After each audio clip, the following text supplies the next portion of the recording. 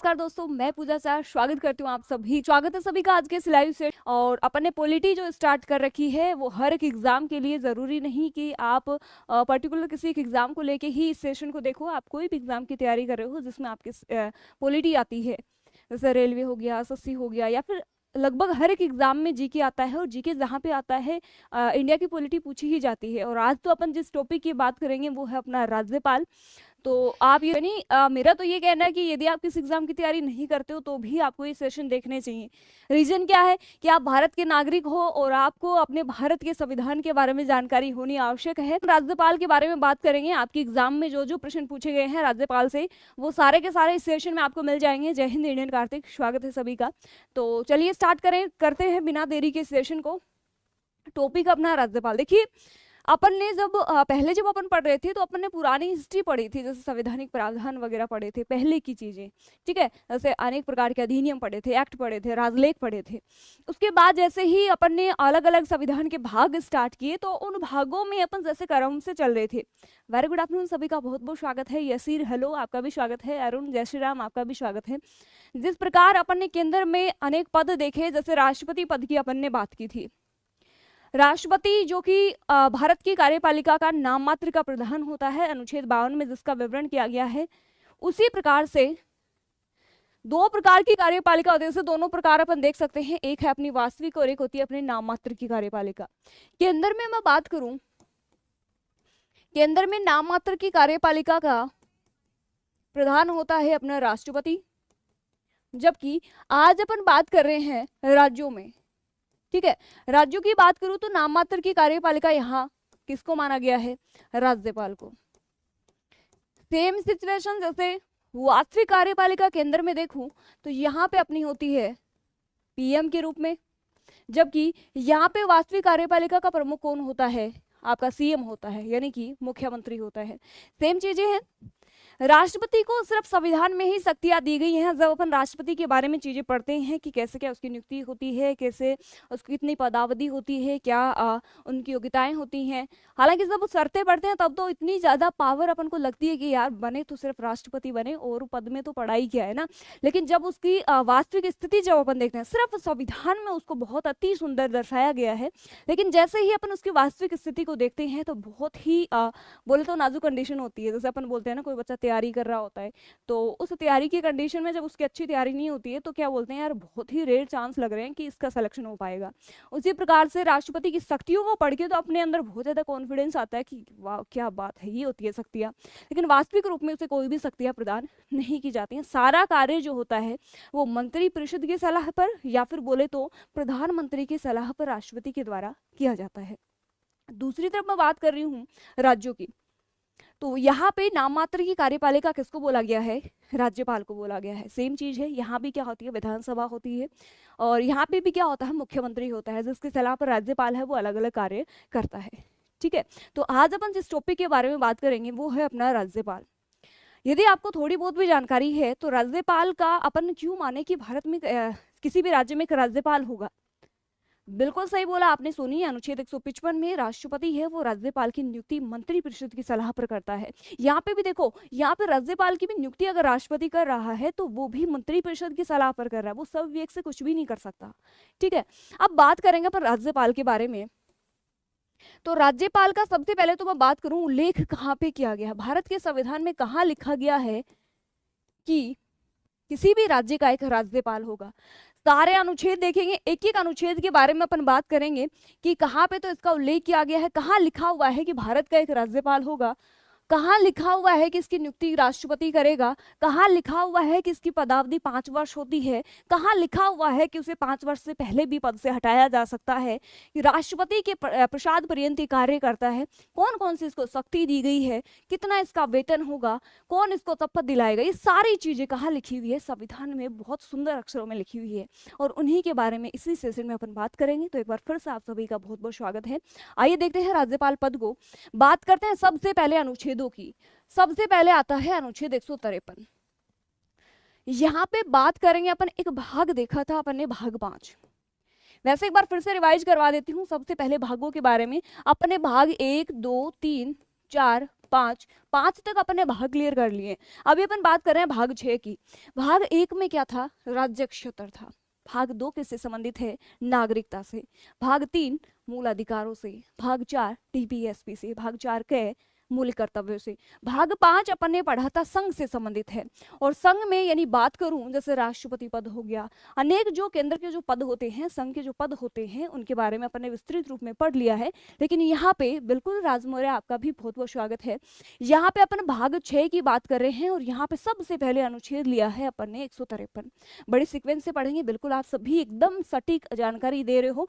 जितनी भी जानकारी आपको है आप सभी कमेंट बॉक्स में लिखते जाएं। सबसे पहले अपन बात करेंगे अनुच्छेद 53 की। भाग 6 की अपन बात कर रहे हैं और इसमें सबसे पहले बात करेंगे आर्टिकल 153 के। अनुच्छेद 153 में क्या लिखा गया है कि प्रत्येक राज्य का क्या होगा? एक राज्यपाल होगा। हेलो डिंपल, स्वागत है आपका भी। पहली बात, अनुच्छेद 153 क्या कहता है कि प्रत्येक राज्य का एक राज्यपाल होगा। राज्य का एक राज्यपाल होगा। ये भारत के संविधान के भाग 6 के अनुच्छेद 153 में लिखा हुआ है। स्टार्टिंग में क्या था? लिखा हुआ था कि प्रत्येक राज्य का एक राज्यपाल होगा, लेकिन यहाँ पे एक 7वां संविधान संशोधन होता है। 7वां संविधान संशोधन होता है, सन था 1956। और 1956 में जो पहले की एक परिपाटी चली हुई थी कि प्रत्येक राज्य में एक राज्यपाल होगा, उस परिपाटी को रद्द करते हुए संशोधन, 7वां संविधान संशोधन जो 1956 में हुआ, उसमें लिखा गया कि 2 या 2 से अधिक राज्यों के लिए भी एक राज्यपाल हो सकता है। कब की बात है? 7वें संविधान संशोधन की। हुआ कब? 1956 में। उससे पहले क्या परिपाटी थी कि प्रत्येक राज्य के लिए एक राज्यपाल होगा। तो आपने भी देखा होगा जैसे अलग अलग जो राज्य होते हैं उनमें जैसे 2 राज्य होते हैं, उनका एक भी राज्यपाल हो सकता है, 2 से अधिक राज्यों का भी एक राज्यपाल हो सकता है। उसके बारे में आपने देखा होगा और इन प्रेजेंट में भी कहीं होंगे, आपको इसकी भी जानकारी होगी। नेक्स्ट अपन बात करेंगे अनुच्छेद 154 की। अनुच्छेद 154 क्या कहता है? राज्य की जो कार्यपालिका शक्ति है, राज्य की कार्यपालिका शक्ति राज्यपाल में निहित होगी। इसका उल्लेख कहाँ पे किया गया है? अनुच्छेद 154 में किया गया है। जिस प्रकार से केंद्र की जो बोले तो कार्यपालिका शक्ति है वो राष्ट्रपति में निहित होती है, उसी प्रकार से राज्य की कार्यपालिका शक्ति है वो राज्यपाल में निहित होती है। और इसका उल्लेख कहाँ पे मिलता है? अनुच्छेद 154 में मिलता है। अगला बात करेंगे, नहीं अनुच्छेद 155 पदावधि नहीं होता अनामिका, 156 में पदावधि का उल्लेख किया गया है। ठीक है, नेक्स्ट बात करेंगे अनुच्छेद 155 की। अनुच्छेद 155 है वो राज्यपाल की नियुक्ति से संबंधित होता है।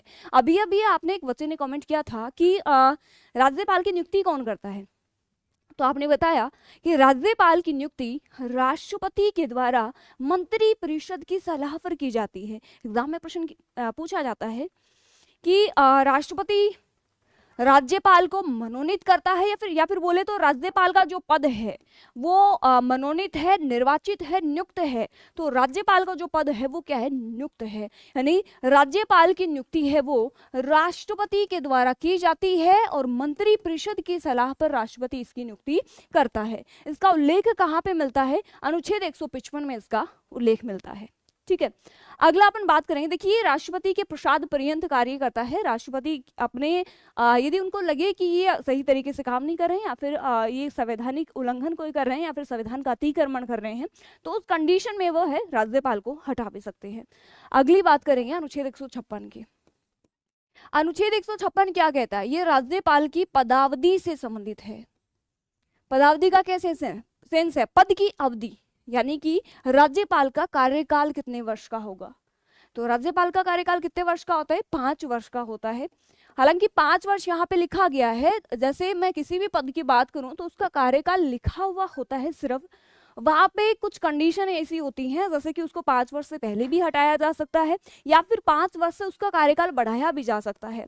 जैसे मैं बात करूं, ये राष्ट्रपति के प्रसाद पर्यंत कार्य करता है, तो कंडीशन हो कि जैसे कि राष्ट्रपति उसे पहले भी हटा सकता है, उसे कार्यकाल से पहले भी हटा सकता है। रीजन क्या है? क्योंकि राष्ट्रपति के प्रसाद पर्यंत वो कार्य कर रहा है। नेक्स्ट बात करूं, प्रणाम भी अभिनव, राज सही है, ठीक है। देखिए, रीजन क्या है कि वह अपने पद से पहले भी इस्तीफा दे सकता है, राष्ट्रपति उसको समय से पूर्व हटा भी सकता है। ऐसी कंडीशन में उसका कार्यकाल 5 वर्ष से कम भी हो सकता है। तो सीधा सीधा बोलूं, यहाँ पे पदावधि कितनी होती है इसकी? 5 वर्ष होती है। क्लियर है? अगला, बहुत अच्छा, अहर्ताएं, शर्तें। अनुच्छेद 157, नेक्स्ट बात करेंगे अनुच्छेद 157 की। अनुच्छेद 157 क्या है? राज्यपाल की योग्यताओं से संबंधित है। राज्यपाल की योग्यताएं क्या है? उससे संबंधित है।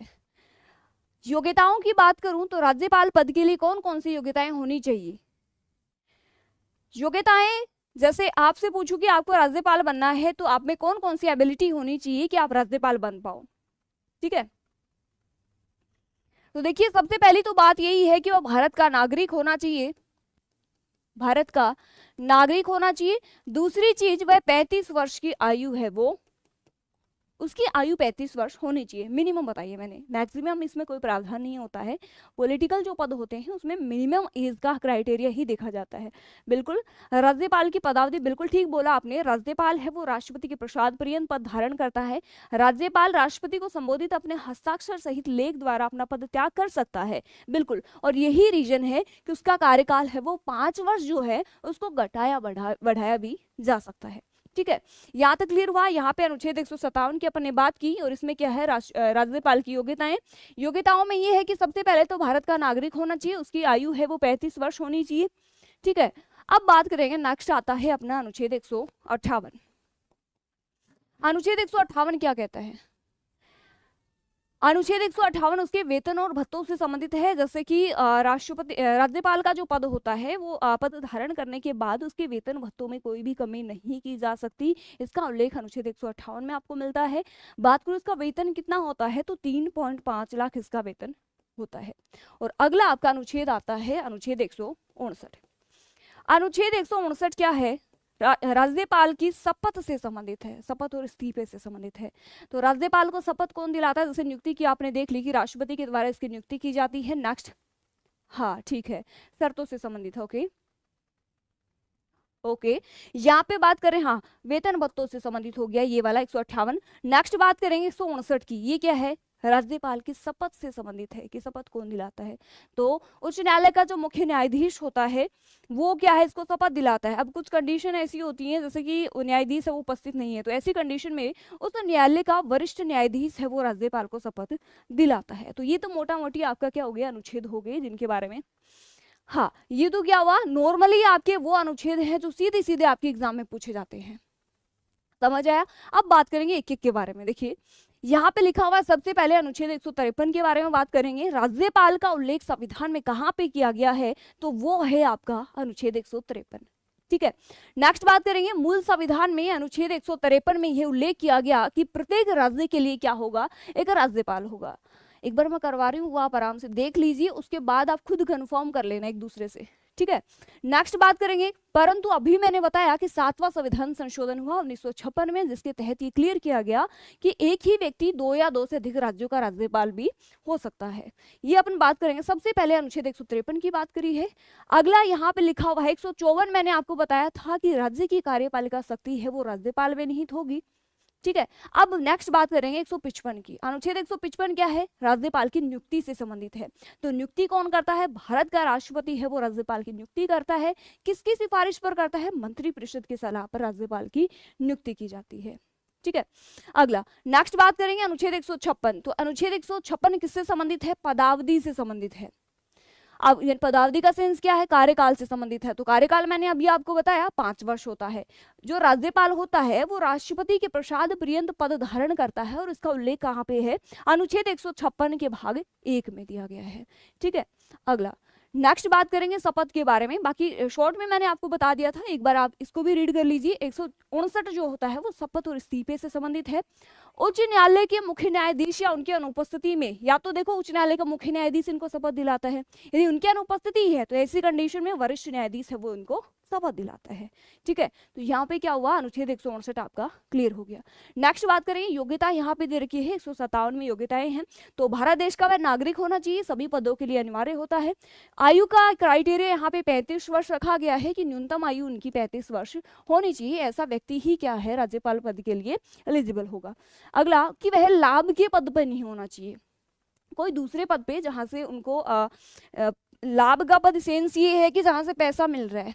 ठीक है, अगला, राज्य विधानसभा के सदस्य की सभी योग्यताओं को वो पूरा करना चाहिए। राज्य विधानसभा इन द सेंस ये है कि वो जैसे राज्यसभा का विधानसभा का सदस्य बनने की योग्यताओं को फुलफिल करता हो, ठीक है, ये उसमें योग्यताएं होनी चाहिए। अगली बात कि राज्यपाल को हटाया किस प्रकार से जा सकता है, तो राज्यपाल के अंदर सरकार जो होती है अप्रत्याशित रूप से राष्ट्रपति के प्रसाद पर्यंत वह पद धारण करता है। अभी अभी मैंने बताया कि इसकी नियुक्ति राष्ट्रपति के द्वारा की जाती है, तो राष्ट्रपति को यदि लगता है कि वो संविधान का उल्लंघन कर रहा है, अतिक्रमण कर रहा है, तो ऐसी कंडीशन में उसको पद से हटा सकता है, ठीक है। अगला, इसके लिए कोई महाभियोग का प्रावधान संविधान में कहीं पे भी नहीं किया गया है। और सबसे मेन पॉइंट आता है आपका शक्तियां एवं कार्य। राज्यपाल को कौन कौन सी शक्तियां हैं वो संविधान के अंदर प्रदान की गई है। हाँ ओके, शक्तियां कौन कौन सी प्रदान की गई है उनके बारे में बात करेंगे। जैसे वित्तीय शक्तियां है, कार्यपालिका, विधायिका, आपातकालीन, ये सारी शक्तियां हैं जो बहुत बार एग्जाम में पूछी जाती हैं, तो यहाँ पे भी देख लीजिए। सबसे पहले अपन बात करेंगे कार्यपालिका संबंधी शक्तियों के बारे में। कि राज्यपाल विधानसभा के नेता को मुख्यमंत्री के तौर पर तथा मुख्यमंत्री की सलाह पर मंत्री परिषद की नियुक्ति करता है। आपने देखा होगा कि मुख्यमंत्री की नियुक्ति कौन करता है, आपके रहता होगा दिमाग में कि मंत्री परिषद की नियुक्ति कौन करता है। तो यहाँ पे जैसे ही अपन राज्यपाल की कार्यपालिका संबंधी शक्ति पढ़ते हैं तो उसमें सबसे पहली बात यही आती है कि विधानसभा के नेता को मुख्यमंत्री के तौर पर और जो मुख्यमंत्री की सलाह पर मंत्री परिषद की नियुक्ति करता है कौन, राज्यपाल, पहली पॉइंट। अगला, राज्यपाल मुख्यमंत्री और मंत्री परिषद को शपथ दिलाता है। अभी आपने देखा कि राज्यपाल को शपथ कौन दिलाएगा, उच्च न्यायालय का मुख्य न्यायाधीश या फिर उसकी अनुपस्थिति में अन्य वरिष्ठ न्यायाधीश, ठीक है। यहाँ पे अपन देख रहे हैं कि मुख्यमंत्री और मंत्री परिषद को शपथ कौन दिलाता है, तो इनको शपथ है वो राज्यपाल के द्वारा दिलाई जाती है और ये क्या है, इसकी कार्यपालिका शक्तियों में काउंट की जाती है। नेक्स्ट, राज्यपाल राज्य के प्रमुख उच्च अधिकारी जैसे कि मुख्य सचिव, महाधिवक्ता, आरपीएससी, राज्य लोक सेवा आयोग के अध्यक्ष और सदस्यों की नियुक्ति करता है। राज्यपाल का ये भी कार्य होता है, ठीक है। वेरी गुड इवनिंग गणेश, सभी का बहुत बहुत स्वागत है। नेक्स्ट, राज्य लोक सेवा आयोग के सदस्यों और अध्यक्ष को राज्यपाल नहीं हटा सकता, हालांकि नियुक्ति वही करता है लेकिन वो हटा नहीं सकता, ठीक है। उन्हें राष्ट्रपति द्वारा हटाया जा सकता है। देखो, राज्यपाल तो इनकी नियुक्ति करता है लेकिन हटाने का कार्य कौन करेगा, राष्ट्रपति करेगा। और इसका उल्लेख कहाँ पे मिलता है, संविधान के अनुच्छेद 317 में इसका विवरण है वो मिलता है। अगला, राज्यपाल को अधिकार होता है कि वह राज्य के प्रशासन से संबंधित जानकारी मुख्यमंत्री से प्राप्त करेगा। ये एक कड़ी होती है, जैसे राष्ट्रपति जो होता है या फिर बोले तो पीएम होता है, वो राष्ट्रपति और मंत्रिपरिषद जो होती है उसकी एक मध्य की कड़ी होती है। उसी प्रकार से सेम यहाँ पे भी होता है, विधानसभा और बोले तो राज्यपाल, इन दोनों की कड़ी क्या होता है, सीएम होता है। तो राज्यपाल को अधिकार होता है कि वह राज्य के प्रशासन से संबंधित जितनी भी जानकारी है वो मुख्यमंत्री से प्राप्त करे। जब राज्य में राष्ट्रपति शासन लागू होता है तब राज्यपाल केंद्र सरकार के अभिकर्ता के रूप में राज्य में प्रशासन चलाता है। जैसे आपने देखा होगा कि राष्ट्रपति की आपातकालीन शक्ति अपन जब देखते हैं तो 3 प्रकार की आपातकालीन शक्ति होती है, अनुच्छेद 356, 52, 56 और 60। तो 52 तो देखो आंतरिक अशांति या सशस्त्र विद्रोह के कंडीशन में लगाए जाते हैं। अनुच्छेद 356 जो होता है वो राज्यों में संवैधानिक ढांचा जब गड़बड़ा जाता है, ऐसी कंडीशन में अनुच्छेद 356 के तहत राष्ट्रपति शासन वहां पे लगाया जाता है। तो उस कंडीशन में राज्यपाल केंद्र सरकार के अभिकर्ता के रूप में वहां पे प्रशासन चलाता है। क्लियर है। अगला, नेक्स्ट बात करेंगे, राज्यपाल संबंधित राज्य के सभी विश्वविद्यालयों का पदेन कुलाधिपति भी होता है तथा वह उप कुलपतियों को नियुक्त करता है। ये भी एक बड़ा पॉइंट है, कई बार एग्जाम में पूछा हुआ है कि विश्वविद्यालय जो है, राज्य के जितने भी विश्वविद्यालय होते हैं उनका पदेन कुलाधिपति कौन होता है, राज्यपाल होता है। और जो उप कुलपति होते हैं उनको नियुक्ति भी कौन करता है, राज्यपाल के द्वारा ही उनकी नियुक्ति की जाती है। नेक्स्ट बात करेंगे, जिस प्रकार विधान परिषद है, जिस भी राज्य में विधान परिषद है वहां पर राज्यपाल विधान परिषद के सदस्य संख्या का 1/6 भाग सदस्यों को नियुक्त करता है, जिनका संबंध विज्ञान, साहित्य, कला, समाज सेवा, सहकारी आंदोलन आदि में रहता है। यानी जितने भी राज्य हैं जिनमें विधान परिषद है उन राज्यों के 1/6 सदस्यों को राज्यपाल नियुक्त करता है। और जिनका संबंध किन से है, किन व्यक्तियों को नियुक्त करेगा, तो वो है अपने, जैसे जिनका संबंध विज्ञान से है, साहित्य से है, जिनका कला से है, जो समाज सेवा में अग्रणी है, या फिर सहकारी आंदोलनों से जिनका संबंध है, उनको वहां पे नियुक्त किया जाता है। नेक्स्ट अपन बात करेंगे राज्यपाल के विधायी अधिकारों के बारे में। अनुच्छेद 164 के तहत ये प्रावधान किया गया है कि राज्यपाल विधानमंडल का एक अभिन्न अंग है। अभी किसी बच्चे ने भेजा था, विधानमंडल के अलग अलग अंग भेजे थे, तो ये क्या है, विधायी शक्ति है कि राज्यपाल भी क्या है, अनुच्छेद 164 के तहत विधानमंडल का ही क्या है, एक अंग होता है। ठीक है, नेक्स्ट, राज्यपाल विधानमंडल का सत्र आहूत करता है। जिस प्रकार राष्ट्रपति है वो जैसे संयुक्त अधिवेशन को बुलाता है या फिर चुनाव के बाद प्रथम सत्र को आहूत करता है, सत्रावसान भी कर सकता है। सेम चीज यहाँ पे राज्यपाल विधानमंडल का सत्र आहूत करता है, सत्रावसान करने की घोषणा करता है। राज्यपाल विधानसभा के अधिवेशन अथवा दोनों सदनों के संयुक्त अधिवेशन को संबोधित करता है। देखो दोनों की कंडीशन सेम होती है और लगभग देखो उनकी शक्तियां तो केंद्र में होती है, सेंटर में होती है, यहाँ पे स्टेट की बात हो रही है तो लगभग मैच करती है इनकी शक्तियां। राधे राधे भी देवेंद्र, स्वागत है आपका भी। अगला नेक्स्ट देखिए, राज्य विधानमंडल द्वारा पारित किसी भी विधेयक पर राज्यपाल के हस्ताक्षर के बाद ही वह विधेयक अधिनियम बन पाता है। जिस प्रकार से आपने देखा होगा अपने संसद में जैसे कोई भी अधिनियम है, जो कोई भी प्रस्ताव है जो कानून का रूप धारण करता है, तो उसकी भी प्रक्रिया सेम ही होती है। हाँ बिल्कुल, विधानमंडल में राज्यपाल होता है, विधानसभा होता है, विधान परिषद होता है, बिल्कुल करेक्ट बोला आपने। यहाँ पे बात कर रही हूँ कानून बनने की प्रक्रिया की, तो वो बनते कैसे, संसद में कैसे बनते हैं। कोई भी विधेयक होता है उसको सबसे पहले किसी भी एक सदन में पेश किया जाता है, जैसे वित्त विधेयक को छोड़ के कोई भी अधिनियम है वो किसी भी सदन में पेश किया जा सकता है। उसमें पेश करने के बाद उसके 2/3 सदस्यों के बहुमत से यदि वो पास हो जाता है तो नेक्स्ट वाले सदन में जाएगा, और वहां से भी यदि यही प्रक्रिया से वो यहाँ पे पास हो जाता है तो वो राष्ट्रपति के पास हस्ताक्षर के लिए चला जाता है। ठीक है, और वहां पे क्या है, राष्ट्रपति के पास भी अलग अलग पावर होती है, सब उसके पास वीटो पावर होती है कि वो उस विधेयक को अपने पास भी रख सकता है। कई कंडीशन होती है, कुछ दिनों के लिए वो अपने पास रख सकता है या फिर उसे पुनर्विचार हेतु भेज सकता है। सेम कंडीशन यहाँ पे राज्यों में होती है कि कोई भी विधेयक कैसे कानून बनेगा तो अलग अलग सदनों में पेश होगा, उसके बाद राज्यपाल के पास वह हस्ताक्षर के लिए भेजा जाएगा। अगला है, जिस प्रकार से राष्ट्रपति है वो अनुच्छेद 123 के तहत अध्यादेश जारी कर सकता है। यानी कई बार क्या होता है, संसद के सत्र नहीं चल रहे होते हैं और देश में कानून की आवश्यकता होती है, तो उस कंडीशन में 123 के तहत वो अध्यादेश जारी करेगा। उसी प्रकार से यहाँ पे राज्यपाल भी है वो अनुच्छेद 213 के तहत अध्यादेश जारी कर सकता है। ये भी क्या है, इसकी एक शक्ति है। हाँ, अगला, धन विधेयक के अलावा किसी भी विधेयक को पुनर्विचार के लिए राज्य विधानमंडल के पास में भेज सकता है, धन विधेयक को भेज नहीं सकता है। अगला, राज्यपाल किसी विधेयक को राष्ट्रपति की मंजूरी के लिए भेज देता है तो राष्ट्रपति और कानून को वापस विधानमंडल के पास में भेज सकता है, तथा अगर विधानमंडल दोबारा उसे पारित करके भेजे तब भी राष्ट्रपति उस पर सहमति देने के लिए बाध्य नहीं होता है।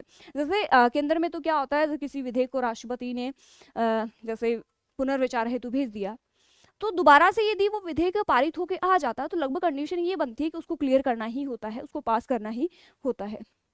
हाँ बिल्कुल ठीक बोल रहे हो आप, 161 के तहत क्षमादान की शक्ति है। नेक्स्ट बात करेंगे वित्तीय अधिकारों के बारे में, वित्तीय शक्तियों के बारे में। तो देखिए, राज्यपाल प्रत्येक वित्तीय वर्ष में राज्य के वित्त मंत्री को विधानमंडल के सम्मुख वार्षिक वित्तीय विवरण यानी बजट प्रस्तुत करने के लिए कहता है। यहाँ पे वित्तीय शक्तियों की बात हो रही है तो यहाँ पे क्या है, पैसों की बात होगी। ठीक है, तो यहाँ पे क्या है, राज्यपाल प्रत्येक वित्तीय वर्ष में राज्य के वित्त मंत्री को विधानमंडल में बजट प्रस्तुत करने के लिए कहेगा। विधानसभा में धन विधेयक राज्यपाल की पूर्व अनुमति से ही पेश किया जा सकता है। ठीक है, अखिलेंद्र स्वागत है आपका भी। नेक्स्ट बात करेंगे कि ऐसा कोई भी विधेयक जो कि राज्य की संचित निधि से खर्च निकालने की व्यवस्था करता हो तो राज्यपाल की पूर्व अनुमति लेना आवश्यक है, अन्यथा इसे पेश ही नहीं किया जा सकता। यानी ऐसा कोई विधेयक जो असंचित निधि से यानी बोले तो खर्च यानी पैसा निकालने की व्यवस्था करता है, तो ऐसी कंडीशन में उस विधेयक को लाने से पहले राज्यपाल की अनुमति लेना आवश्यक है और ये क्या है, उसका वित्तीय अधिकार होता है। नेक्स्ट बात करेंगे राज्यपाल के न्यायिक अधिकारों के बारे में कि राज्यपाल को न्याय से संबंधित कौन कौन से अधिकार दिए गए हैं। वेरी गुड आफ्टरनून मनोज, आपका भी बहुत बहुत स्वागत है। कुंदन, आपका भी स्वागत है। देखिए, नेक्स्ट बात करेंगे, राज्यपाल किसी भी दंड को क्षमा कर सकता है। जैसे अपने जिस टाइम राष्ट्रपति पढ़ा था आपने भी देखा होगा कि राष्ट्रपति है वो क्षमादान कर सकता है, और आपने तो यूं भी देखा होगा कि राष्ट्रपति जो होता है राष्ट्रपति तो ये भी है कि वो मृत्यु दंड को भी क्षमा करवा सकता है। इतनी शक्ति क्या है राष्ट्रपति के पास होती है। अब देखते हैं, हाँ बिल्कुल रोक सकते हैं, 14 दिन के लिए रोक सकते हैं यहाँ पे, या सजा के प्रकार को बदल सकता है, सजा के समय को कम कर सकता है। लेकिन संविधान में कहीं पे भी ऐसा उल्लेख नहीं किया गया है कि राज्यपाल मृत्यु दंड को कम करे या फिर मृत्यु दंड को माफ करवा दे, ऐसा कोई भी उल्लेख नहीं है। हालांकि राष्ट्रपति ये कर सकता है। ठीक है, ये अधिकार जो है वो सिर्फ और सिर्फ राष्ट्रपति के पास होता है। इसी तरह से सैन्य कोर्ट के किसी फैसले को भी राज्यपाल नहीं बदल सकता है। कुछ ही कंडीशन होती हैं, जैसे अभी आपने देखा कि एक तो कंडीशन ये है कि वित्त विधेयक वाला उसके पास इतनी शक्तियां नहीं है, दूसरा ये कि मृत्युदंड की सजा को माफ नहीं करवा सकते, तीसरा कि वह सैन्य कोर्ट के किसी फैसले को भी राज्यपाल है वो नहीं बदल सकता। ठीक है, अगला देखिए, नेक्स्ट है, हाल ही में सर्वोच्च न्यायालय ने कहा कि अनुच्छेद 161 के तहत राज्यपाल भी किसी प्रकार की सजा को माफ करवा सकता है, लेकिन ये चीजें अभी क्लियर नहीं हुई है। अगला बात करेंगे आपातकालीन शक्तियों के बारे में। ठीक है, बहुत बहुत स्वागत है सभी का आज के इस लाइव सेशन में। गुड। अगला, जब राज्यपाल को राज्य की ऐसी स्थिति लगती है, अभी मैंने आपको बताया आपातकालीन शक्तियों के बारे में कि 3 प्रकार की आपातकालीन शक्ति होती है राष्ट्रपति की, अनुच्छेद 352, 56 और 60। 52 का मैंने बताया आंतरिक अशांति या फिर सशस्त्र विद्रोह की कंडीशन में लगता है, राष्ट्रपति के द्वारा राष्ट्रपति शासन लगाया जाता है, आपातकाल लगाया जाता है। नेक्स्ट मैंने बताया अनुच्छेद 356, जिसमें राज्यों का संवैधानिक ढांचा गड़बड़ा जाए और ऐसी कंडीशन में राष्ट्रपति है वो उस राज्य में क्या लगाता है, आपातकालीन स्थिति यानी कि राष्ट्रपति शासन लागू करता है, जिसमें केंद्र का राज्यपाल जो होता है वो केंद्र के अभिकर्ता के रूप में वहां पे प्रशासन चलाता है। ठीक है, यहाँ पे अपन बात करेंगे, जब राज्यपाल को राज्य की ऐसी स्थिति लगती है कि उसे संवैधानिक तरीके से शासन नहीं चलाया जा सकता, ऐसे समय में राज्यपाल राष्ट्रपति को प्रतिवेदन भेजता है कि राज्य में राष्ट्रपति शासन लागू किया जाए। यानी राज्यपाल को तो पता होगा ना कि भाई राज्य में कैसी कंडीशन है, राष्ट्रपति तो हर एक राज्य का ब्यौरा रखना कैसे रख पाएगा, है ना, तो वो राष्ट्रपति का ही क्या है, एक राष्ट्रपति को बताता है कि भैया हमारे राज्य में ऐसी ऐसी कंडीशन है, तो आप यहाँ पे राष्ट्रपति शासन लगाइए ताकि यहाँ की जो व्यवस्थाएं हैं वो सुधार पाए। ठीक है, अगला, राष्ट्रपति शासन का उल्लेख संविधान के अनुच्छेद 356 के तहत किया गया है। जब राज्य में राष्ट्रपति शासन लागू होता है उस समय राज्यपाल केंद्र सरकार के प्रतिनिधि के तौर पर कार्य करता है। ये चीजें जो अभी मैंने क्लियर की है। ठीक है, अगला ये क्या है, अपना राज्यपाल टॉपिक क्लियर हो गया है, मैंने आपको बड़े ही अच्छे से बता दिया है, सारी चीजें क्लियर कर दी है और यहाँ से बाहर आपका प्रश्न आता नहीं है। बाकी आप पढ़ने को तो देखो पूरा रामायण महाभारत पढ़ सकते हो। हाँ बिल्कुल 356 के तहत लगती है रानू, अनुच्छेद 356 जो होता है उसके तहत राज्य में राष्ट्रपति शासन लगता है। देखिए फिर से रिवाइज करवा देती हूँ, अनुच्छेद 153 कि राज्य का एक राज्यपाल होगा, प्रत्येक राज्य का एक राज्यपाल होगा, लेकिन 7वां संविधान संशोधन 1956 इसमें चीजें क्लियर की गई कि 2 या 2 से अधिक राज्यों का भी एक राज्यपाल हो सकता है। अनुच्छेद 154 कि प्रत्येक राज्य की जो कार्यपालिका शक्ति होती है वो राष्ट्रपति में निहित होती है। अनुच्छेद 155 उसकी नियुक्ति से संबंधित है कि इसकी नियुक्ति राष्ट्रपति के द्वारा की जाती है। अनुच्छेद 156 पदावधि से संबंधित है कि इनका कार्यकाल 5 वर्ष का होता है। हालांकि वो राष्ट्रपति के प्रसाद पर्यंत कार्य करता है तो राष्ट्रपति कभी भी उसको हटा सकता है। ठीक है, अगला 157 उनकी योग्यता से संबंधित है। 158 वेतन एवं भत्ते से संबंधित है, वेतन, हाँ ठीक है। अगला 159 शपथ या फिर बोले तो इस्तीफे से संबंधित है। आगे अपने शक्तियों का ब्यौरा देखा वो आपने समझ ही लिया होगा। ठीक है, ठीक है भैया, बहुत बहुत धन्यवाद आप सभी का इस सेशन के साथ जुड़ने के लिए। थैंक यू सो मच आप सभी का भी। देवेंद्र, डिम्पल, इंडियन कार्तिक, सभी का बहुत बहुत शुक्रिया। आज के इस लाइव सेशन में आप जुड़े हो और आपने समझने की कोशिश की है और मुझे भी 1 घंटे तक आपने सुना है, उसके लिए भी आपका शुक्रिया। 370 के बारे में बताओ।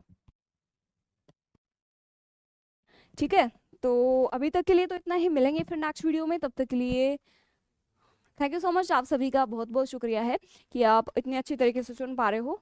ओके, तो अभी तक के लिए तो इतना ही, मिलते हैं नेक्स्ट वीडियो में, तब तक के लिए सभी का नमस्कार, जय हिंद, जय भारत, मिलेंगे नेक्स्ट वीडियो में।